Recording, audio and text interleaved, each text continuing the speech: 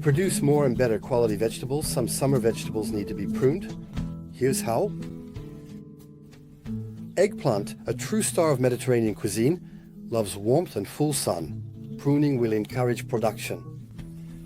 To do this, cut the main stem above the first flower to trigger the growth of 3 to 4 new shoots, forming a bushy plant. Next, pinch off the tips of these new shoots above a leaf located just after the second or third flower. This way you will get 12 to 16 eggplants per plant. Zucchini thrives in rich soil and sunny locations.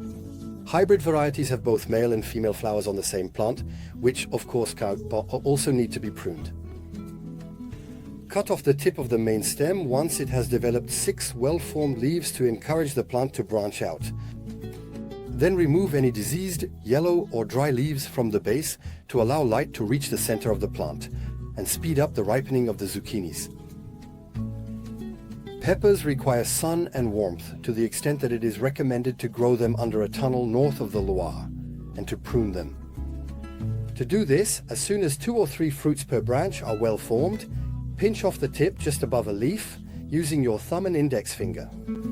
At the end of summer, when the plant bears around 15 fruits, cut the main stem to stop growth and allow the fruits to fully ripen.